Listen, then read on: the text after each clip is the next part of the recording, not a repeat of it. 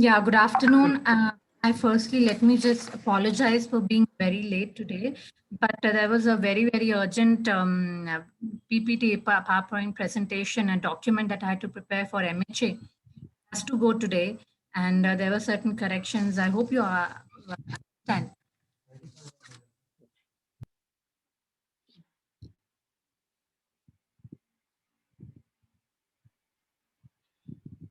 Sure, great. Thank you, ma'am.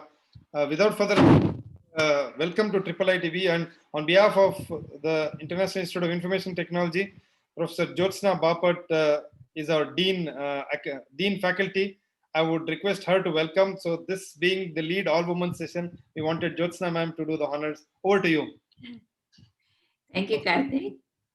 Really happy to be here today to welcome Officer Isha Pant for today's session on resilience. Again, resilience is something that can't really be taught, but we are really hoping that listening to people like you, we would find the strength amongst ourselves so that we can get through the times that we are in right now. So without my further ado, I would like to again welcome you on the behalf of IIITB Innovation Center and Minro for today's event. Welcome to the audience also. Thank you so much. Over to you, Karthik. Thank you, Jyotsna ma'am. And before ma'am talks, small bio. Uh, Isha Pant was born to Sri Bhagwat Pant and Srimati Bhavana Pant and finished her BA from Beloit College, USA. She belongs to the 2011 batch of IPS officers training at the National Police Academy, Hyderabad, and then in the practice training at Jabalpur in Madhya Pradesh, was Assistant Superintendent of Police in Jabalpur, Madhya Pradesh, Additional Superintendent of Police in Jabalpur, Madhya Pradesh, the Commandant of the 14th Battalion Special Force in Gwalior, Madhya Pradesh, the Superintendent of Police and Principal of the Police Training College in Kalaburgi, the Superintendent of Police in Tumkur District, and the Director of the Forensic Science Lab in Madiwala, Deputy Commissioner of Police, Southeast Division, and currently serves as the Deputy Commissioner of Police for the Command Center, Bengaluru. She also was amongst the 13 students selected in India for the Plus Scholarship awarded by the US Department of State.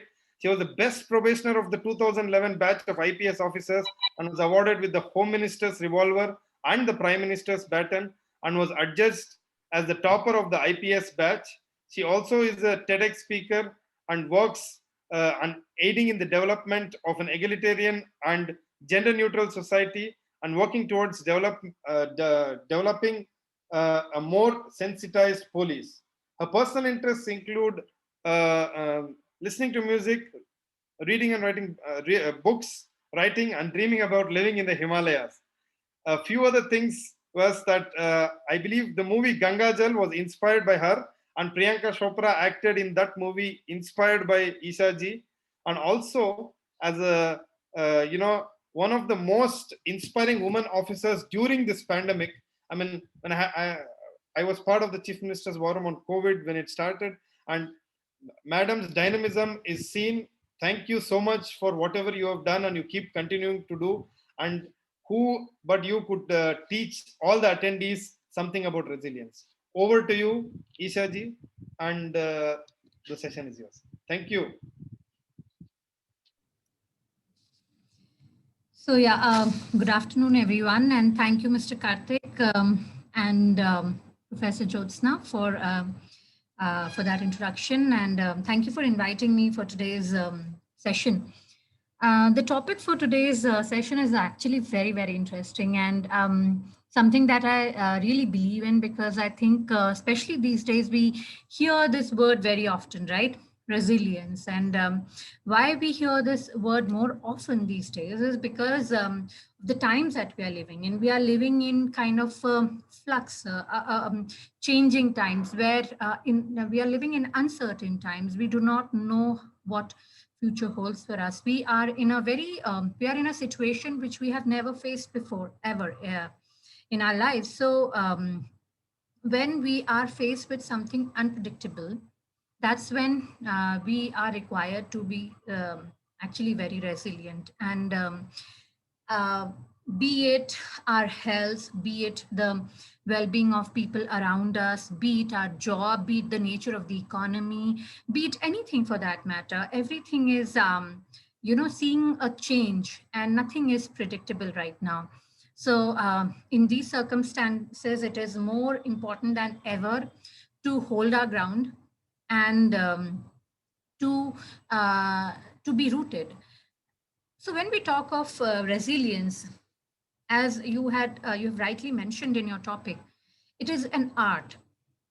And art is something that can always be learned. I always believe there's nothing that cannot be learned.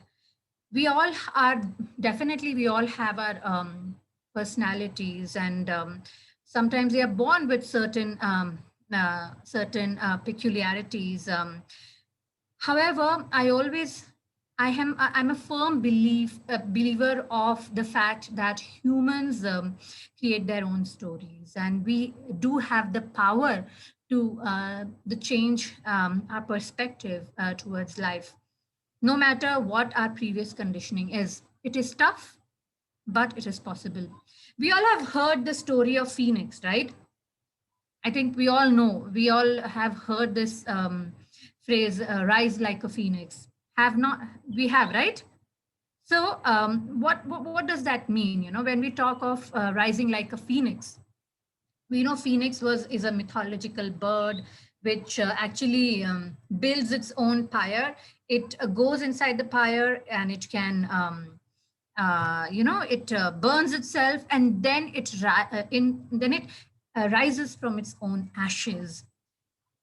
I have always been very fascinated with this story of the phoenix, of burning your own self and then recreating yourself, creating a new person. It definitely is not easy. It requires pain. It requires us to be very strong. It requires strength of character. And sometimes maybe it also, might be painful, because every change is requires us to make efforts, and some changes require us to make more efforts. Sometimes that can be painful as well, because getting rid of your conditionings, past conditionings, is always tough, right? We need to make efforts. So I think especially during these times, we need to get rid of a lot of our old conditionings, and it's time for new learnings. I know a lot of people during these tough times, or during this time of pandemic, they have either given up, or some have, you know, taken it up as a challenge of changing their existing line of thought, their existing beliefs. A lot of people I know have gotten into what is commonly called as inner engineering, or self-reflection, and changing their inner dynamics. I am one of those persons. After the lockdown started, actually, that was the time when I actually got into meditation. I got into yoga. I started reading a lot of things. Actually, I'm reading a book these days. I would just like to show you. How many of you have heard of Joe Dispenza? I know you can't answer, but if you can just put it in chat. There's one very famous I think he's more of a lifestyle coach, or a person who is there to help people deal with their existing maybe shortcomings, and become a better versions of themselves. So I don't know how many of you have heard of Joe Dispenza. I'm reading a book called Breaking the Habit of Being Yourself. This is the book that I'm reading these days, Breaking the Habit of Being Yourself. And the tagline, the subheading is How to Lose Your Mind and Create a New One. So many times it requires us to lose our mind. And, people, we have heard of people who were, labeled as insane during those times when they were there. But like Copernicus, and, so many people who ended up giving so much to the world. so many philosophers for that matter.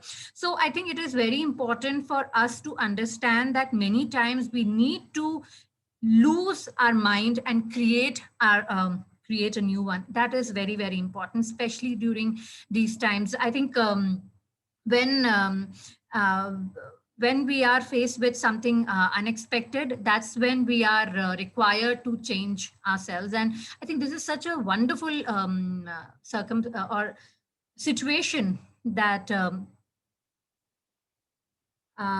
the situation that we have been faced with. So we can either get depressed and think, yeah, everything has changed and I'm not used to this. How do I cope up with it? Or take it up as a challenge. It's a wonderful challenge for me to maybe, spend some more time with my family, to maybe sit and reflect how my life has been going now that I have more time for myself. So this is the positive, or these are the kind of thoughts I think we need to indulge in order to become a better version of ourselves. And so when we talk of, yeah, of course, Mr. Rahul Rathod has talked about self introspection. I think that is extremely important. When we are in a I think, before the pandemic, we all were living a very, very, especially in big cities, we were living in a very busy life. We hardly had time for ourselves. Even on weekends, we are busy socializing. So hardly time to sit and reflect.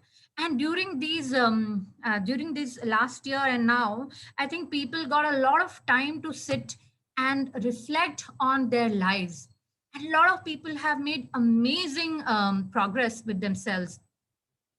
And then yeah, so somebody is talking about this case of this boy that I helped. I will come to that later, but I also want to tell you what does it entail to become a resilient person. I also believe it is very, very important. There are two major things in my opinion which sound contradictory, but they are actually intrinsic to each other.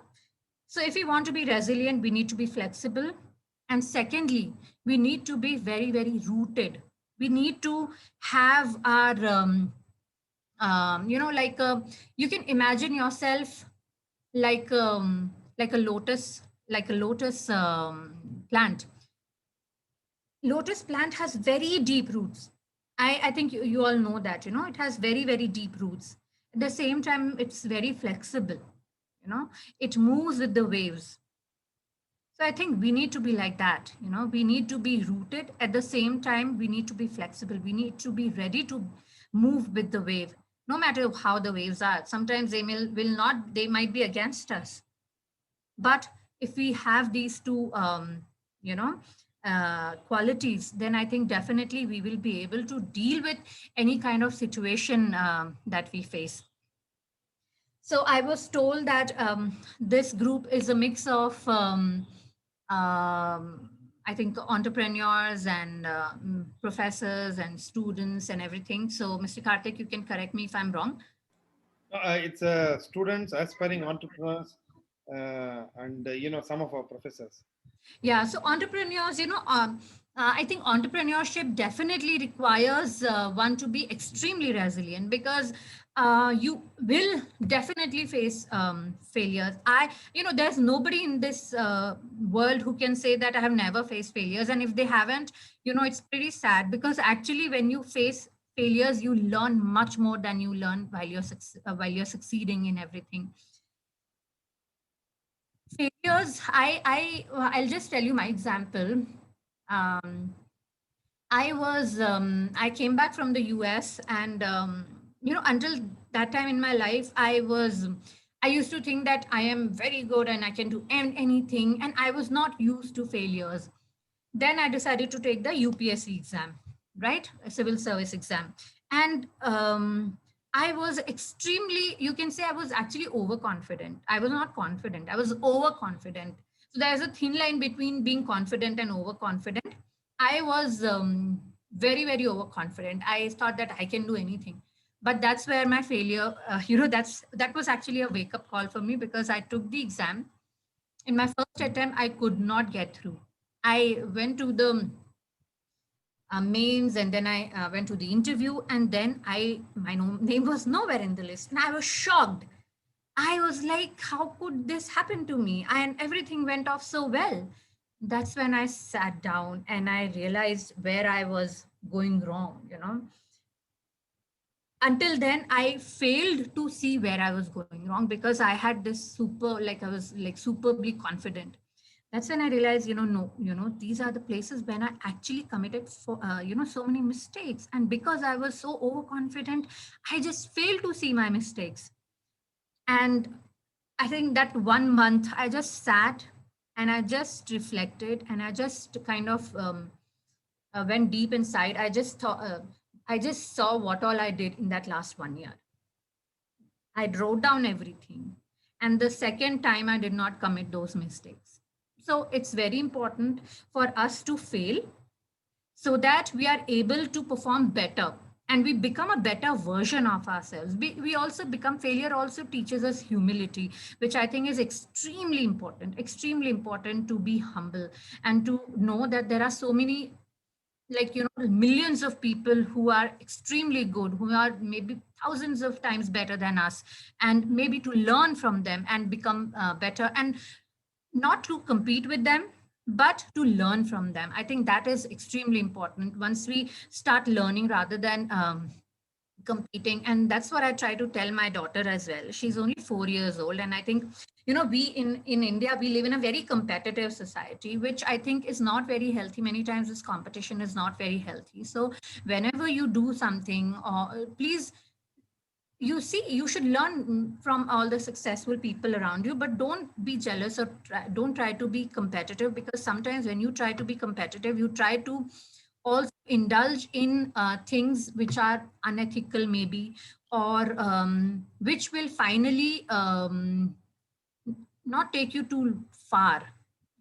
They will maybe for a short term they might give you success, but in the long term you need to understand that by bringing others down you cannot succeed for too long. You need to have your own abilities and you need to develop yourself and learn from other people's success, and only then you can truly succeed. So to all the entrepreneurs, failure is a part of life, and be ready to fail and be ready to learn from your mistakes and be ready to rise like a phoenix um, after all your failures. There's an IS officer. He's in Karnataka cadre only. So I don't know if I can take his name because I don't know if he would want me to take his name. But he actually took this exam around 8 times and he did not give up. He just kept trying and trying and trying. And then finally he got through, and he's one of the most successful IS officers today in the cadre. So failures will only, should only, make you strong and learn from them. And I think we need entrepreneurship we need more and more entrepreneurs in our society, in our country, because I think you all take the economy forward and you all provide employment to so many people. So keep your eyes on your goal, like the horse. Like, we all have seen, how many of you, I don't know your age, maybe if you're aspiring entrepreneurs, many of you might be very young, but you might have seen those tongas, horse driven tongas. I think you all might have seen that, and you might have seen the horse. Horse always wear those blinders, so that they don't see left or right. So, and they are focused. They only look straight towards their destination. So I think that is very important if you want to be successful. That you need to be focused.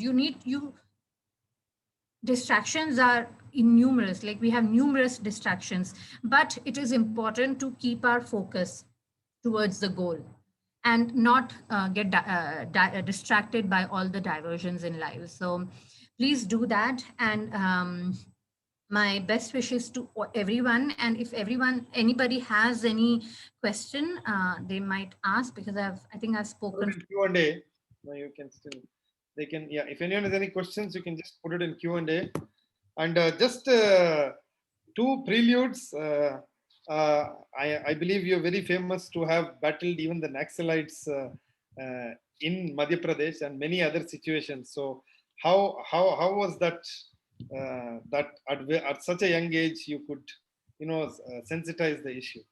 So No, not exactly Naxalites, but I have worked. I have, the drug mafia. I have when I was in Jabalpur. Drugs is a huge issue in Jabalpur. It's extremely huge. I had no idea actually that it's that big of an issue until I went there. So I actually worked, and it was I was a new entrant to the police services, and I had no idea about how dangerous it was. How many layers there are to it, and how many interests are there. Unfortunately, uh, the way things were there, that a lot of these drug mafias had the support of the local politicians. So that gave it even a more sinister kind of thing to the whole issue.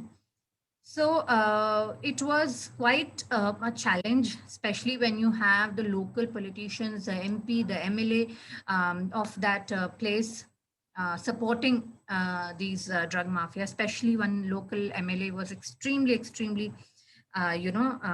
supportive of those drug mafia people. But finally, at the end of the day, you know that you are there to do your job, and you have to do your job. Even if it means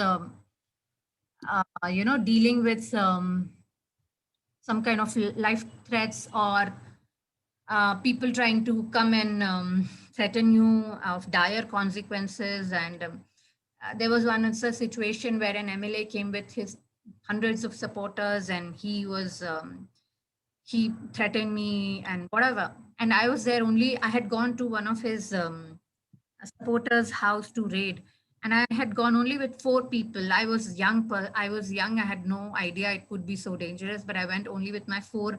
None of us, except for my gunman, nobody had this one. Nobody had a weapon also, and those all young boys who were like big solid. They had built, and they were all were criminals. And he barged inside the house with those men, and when you face situation like this, you have only one option, and the option is to be and very confident. Even if you're really scared inside, you have to ensure that your body does not betray those emotions, and they doesn't. So you have to just be strong, you have to be confident, and you have to tell them who's the boss. So that's what I did, and we came out of the situation safely. So those kind of occur many times, and it was a learning experience for me.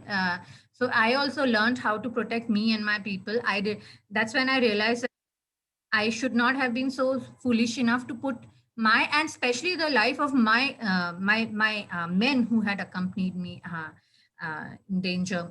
So that's how we learn. And this service has definitely taught me a lot. It has made me very resilient, because we have seen so much. We have seen the dirt of the society. We have seen the worst possible crimes, and the worst possible people of the society. So yeah, it does make you it does give you a lot of strength, because you're able to deal with all those people. And especially if you've lived a very sheltered life, which I had. I lived a very sheltered life until then. It was quite an eye opener, and definitely it has made me stronger and definitely a better person. Thank you. Professor Bapat or Roshni, if you have any questions, you could ask Dr. Milind. Okay, while they get ready. Yeah, so I do have a question, Karthik. First of all, ma'am, thank you so much, for speaking to our budding entrepreneurs today. I think a lot of what you were saying was about how to how to change your inner dialogue when you're faced both with setbacks and with threatening situations. So I was hoping that you would share with the team some of your own personal techniques, perhaps, of how to sort of disconnect from what's going on around you and stay focused. Yeah, just a second. I'm just getting a call from Commissioner. Sure.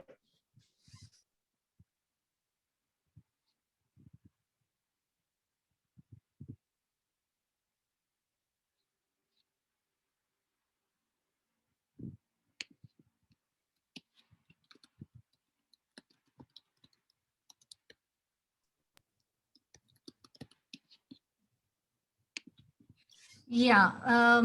So your question was that how you want me to talk about the situations where I was. No. So my question really was, ma'am, when you're in a difficult situation, I think a lot of what you're saying is essentially you disconnect from what is going on around you, and then you find your strength within, right? And I think each one of us has our own techniques of how you manage yourself in that situation. How do you manage yourself mentally? And I really liked what you said. You cannot afford to show your fear in your body language. So and that is something so unconscious, right? When you feel fear, for most of us, I think that connection between our emotions and our body language is so unconscious. So I was wondering what techniques you had to sort of disconnect from the threat, from the failure, and focus yourself to get back to where you needed to be. Yeah. I'll just tell you, I have been in a lot of situations where I, especially during the initial days of my career, where there was actually a disconnect between what I was thinking and what I was trying to portray, because that was the only thing I could do. Because when you're suddenly crowded and you're suddenly surrounded by thousands of people, uh, I, because I knew that if I look confident, people will listen to me. If I look confident, people will not dare to do anything around me. Because I am aware of that, I was able to, and I don't know how.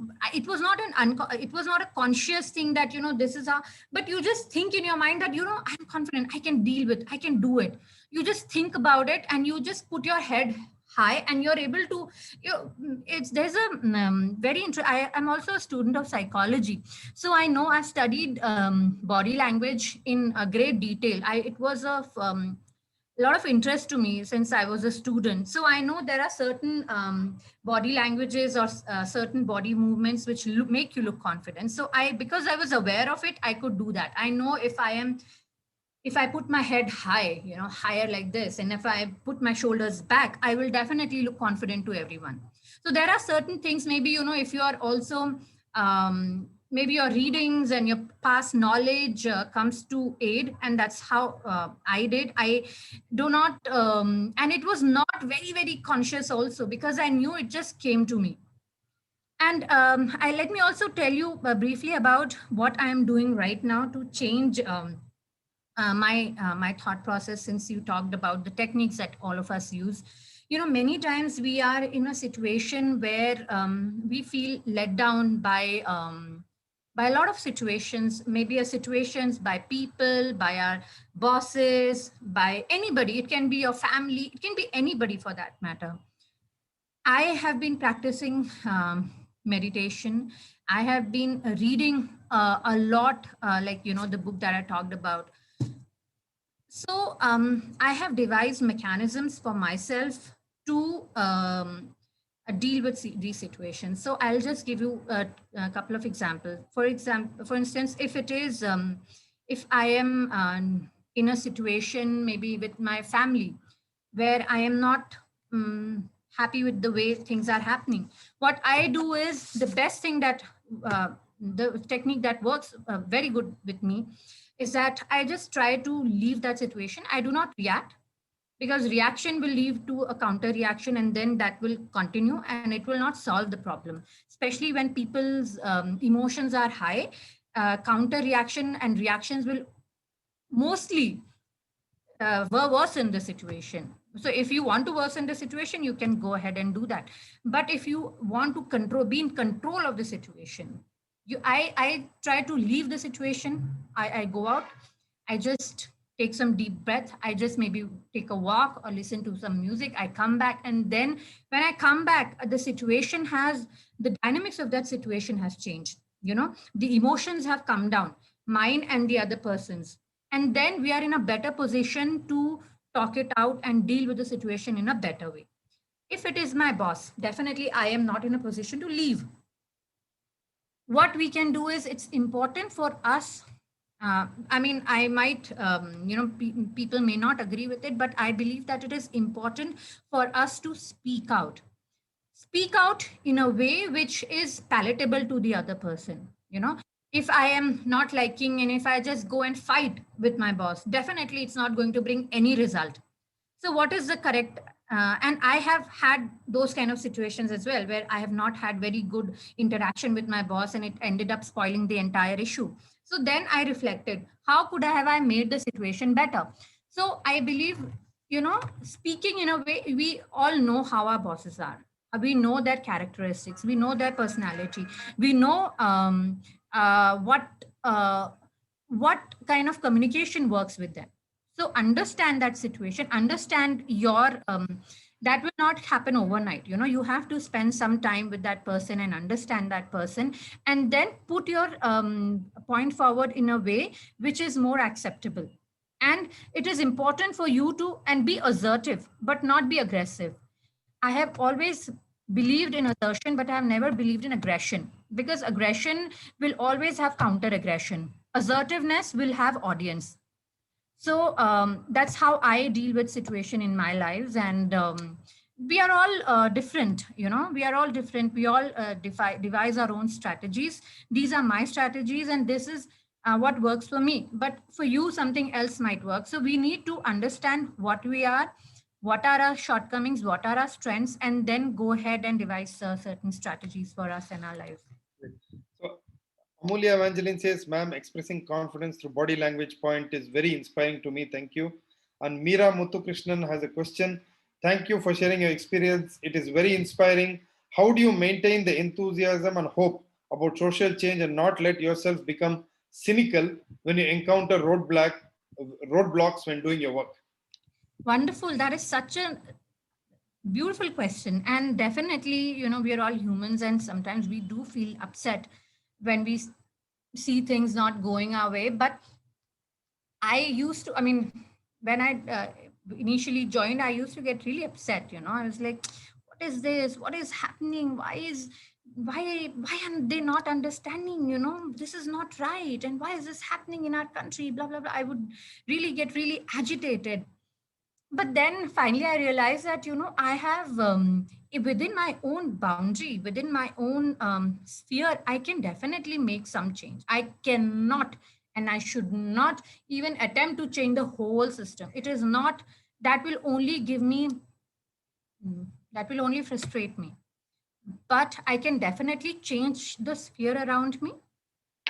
Changing the sphere around you really helps. And, and we should, I'm a born optimist. I think I can't even help it. I am just too big of an optimist. And my husband also says the same, that, you're always, because that's how I am wired. I think, I always think, see the positive side of things. And definitely I do get bogged down by the negative, but finally we need to train ourselves, because as I said, if you're not like that, yeah, you can definitely train yourself to be like that. Okay. So it is training. This is mine. This is our baby. It should be under our control. We cannot be driven by our mind. We should be able to drive our mind. We should be able to tell the mind what to think and what not to think and how to think. It is perfectly within our control, but we should be ready to work. It is an effort. It will definitely require effort. It will everyday training. Like, you've seen a horse being trained, no? How have you seen a horse being trained? Anybody has seen a horse being trained? How they train a horse? They will tie a rope around the horse, and every day, every single day, they will do only one thing. The trainer will stand in the middle, and the horse will keep moving around. That's the only training. That is the only training that they give to that horse. And you train your mind for one thing every single day, your mind will bloody listen to you. Okay, it has to listen to you. So if you want to see the positive, start seeing the every morning and every night before you go to bed. Just think of the positive things that have happened to you.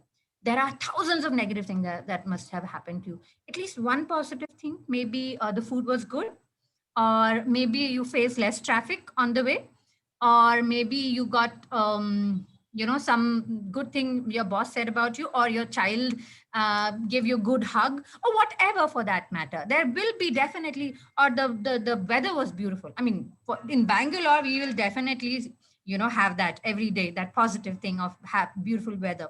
So think of that positive thing every morning and every evening. Just be thankful, just be grateful, and you will see how things start changing in your life. I think Mr. Y.S. Narayan is the CEO of the Innovation Center, and he had the next question for you. Sorry, in between, how much more time do you have, ma'am? 5 minutes, Yeah. 5 minutes? Yeah. Right. Professor Bapat, if you are around, you can ask the next one. Thank you. Sure. So thank you, ma'am, for joining us today. It's great listening to you, quite inspiring. I'm quite sure, having held so many senior leadership positions in the force over the years, and currently also, of course, as a DCP, you hold a very senior position. So there are two questions which I would like to pose to you to get your to understand more from your own experience and perspective. The first is on leadership, which is what, in your opinion, makes for a great leader? And second is, how would you define your own leadership style? So those are the two questions which I just thought I would like to hear from you, given your vast experience. And, it's fantastic to hear from you. I think a leader should always have the ability to listen. That I think is very, very important. And the leader should be able to take everyone together. Why I say the leader should be able to listen, because we need to understand that we are all humans. We all have limited knowledge, and we are prone to being wrong. So we should not, as I have seen many leaders who think that they are perfect, and everybody else should listen to them. When that happens, you end up missing a lot of important feedback from other people, people who are working under you. And in that process, your organization gets affected, and the morale of the team also gets affected. So if you have a leader who is willing to listen to you, then you will definitely be beaming with ideas. And if you know that the leader will never listen to you, you will not even put your head into it. You will just be like a machine, coming and going every day, no innovation happening, no change happening. Whatever change happens will happen only from the leader if the leader wants that, right? So I think having the ability to listen is very, very important. And taking everyone together, that I think is again a very important thing, because we need to understand we have all kinds of people who work under us. In that situation, we will have people who may not be as capable, or who are right now not in a at a level where you who are not at the same level with everyone. Let us put it that like that. So you need to bring them to the level of others. We cannot leave them behind and say, oh, he cannot do anything, she cannot do anything, good for nothing. If you do that, you have lost a very, very valuable human resource, because you need to understand that every human being has the capacity to contribute to the system. But we need to encourage them, motivate them, and understand what is the unique capability of that person. That does take efforts, and that is what leaders are for. You need to make efforts. You cannot just be here, sit here and just go and enjoy the leadership position. No, you need to actually ensure that every person sitting out there, you're working under you, is given their due. And once they are given their due, I'm telling you, monetary things are definitely important, but recognizing and person feeling truly fulfilled from inside is a huge motivator, right? So I think these are the couple of, and I try to do that. Not that I'm perfect, and definitely I do get frustrated, especially when I am in a lot of middle of things and I see that things are not happening. I do get frustrated, but I try to do that. I try to follow these things myself. Just quickly combining That's three great. more Thank you. questions. What would you recommend to women on how to handle difficult situation while facing criminals was one.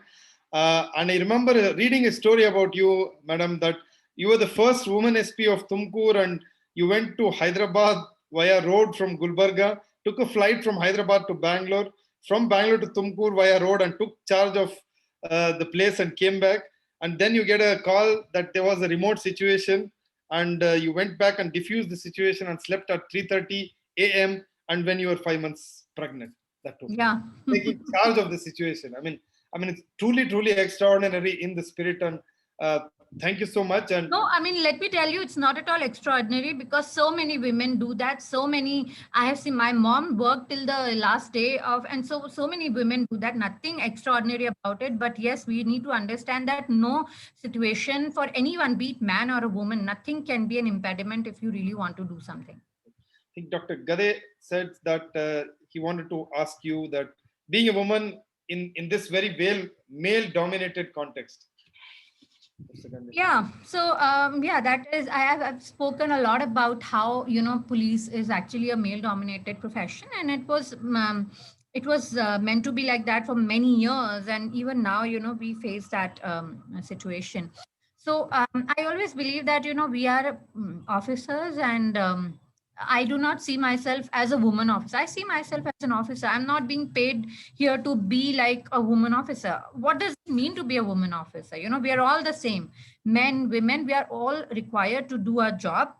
And as an officer, we should ensure that, be it man or a woman, everyone is given their due. In our profession, especially at the lower, maybe at the constabulary level, women are not being given their due. So since, and I'm not I mean, it's not just women officers who are, I know of many male officers, especially, you might have heard of Mr. Bhaskar Rao. Yeah. Who was the, in fact, he keeps coming to the institute and is Professor Sargopan's very good friend. Yeah, so Bhaskar Rao sir is one of those officers, few male officers who really encourage women officers and women police personnel. So so we need to be it a man or be it a woman, we need to ensure that everyone gets their due in the system, so that we create human resources and not liabilities in the system. Now, in fact, the team won against the pandemic. Dr. Kedar CS and Bhaskar Rao ji, both in fact are very good friends of Professor Sargopan, and Dr. Kedar also keeps coming. He's turned an entrepreneur now after his retired IAS life. In fact, he's with us as an entrepreneur. Thank you. And one last question, your tips on how to handle difficult situation while facing criminals. This is asked, I think, by a girl. Any tips? Yeah, so see, I think there is no woman who has not faced any kind of or some kind of sexual harassment or street sexual harassment. Everyone has faced, be it cat calls or be it dirty looks or be it some inappropriate touch. Most of the women have faced it. Firstly, it is very important when you're walking on the street to look confident. If you're walking with your shoulders drooped, you will not look like a confident person, and people will, those mischief mongers, they will feel more maybe confident to do this to you. So firstly, be confident. Secondly, even if you're confident, these things happen to you. So if such things happen to you, you need to ensure that you take action. And I'm very happy in Bangalore, many women take action, if they are touched inappropriately, or if some catcall happens or some flashing happens, they do come to the police station and lodge a complaint. It is very, very important. If you can just dial 112, and ensure that action is taken, because we cannot let these people who are absolutely criminals, go out and continue doing something like this. Because, when you do not react to such incidents, which we think are small, they become bigger incidents, because they become more and more confident to do some other, bigger kind of crime. So please ensure that you take action. That is very important. I always tell all the women. Thank you. Thank you, Ishaji. I think we have many more, but we will get them. I just want to I would like to just answer one question which somebody has asked here. Shebin, Mr. Shebin Joseph. Yes. Shebin. Yeah. Should we always be strong in our decisions, or we become flexible to solve problems if required? That's a very important, that's a very pertinent question, I believe. See, when if you remember, I said something. It is important to be assertive, and it is important to know if you really want something, if you really think that you're doing the right thing and that decision is important, then go ahead, and it does not mean that, by being flexible, I did not mean that, give in your ground, or, lose your ground, not at all. In fact, what I meant was that you should have the ability to deal with the situation in a way where your voice is heard. At the same time, you're not like a, if you're like a straight, like a rock, you're not ready to bend, or you're like a stick which is not ready to bend, you will only break. Okay. So if you have something to say, and if you think that somebody is not in a position to hear you right there, at that particular time, maybe come and talk about it sometime later. Maybe change the way you are, talking about that thing. So that's what I meant. So I don't want people to, change themselves because somebody else is not comfortable with you. If you think that you are doing the right thing, if you think your decision is the right one, and still you're facing resistance, you should have the ability to deal with the resistance in a way which does not which is not counterproductive. That's all I meant. I hope I'm clear. No. Thank you, Ishaji. Professor Jyotsna, if you're around, if I could ask you to formally. Very much here. Yes. It has been really so nice listening to you, Officer Asia. I was just thinking about it. You look so incredibly young, and I hear you talking. I feel, you have already achieved so much, and we really, really look forward to seeing where you are going to go even further with this. Thank you so much. Thanks a lot. Thank you. It was really, I think the audience really learned a lot hearing what you are saying, and I hope we get to hear from you again. In person. Thank you, Karthik, for arranging it. A pleasure, ma'am. Thank you, Ishaji. This is a women's special series with even the GOK, the Startup Karnataka, and who better than you to inaugurate it. Thank you. Thank you very much. Thank you, ma'am. Thank you. It's great having you here today. And we will invite you to the campus once, I think things get better. We would love to host you once at the campus. Thank you. Thank you. Thank you. Okay. Bye-bye. Thank you.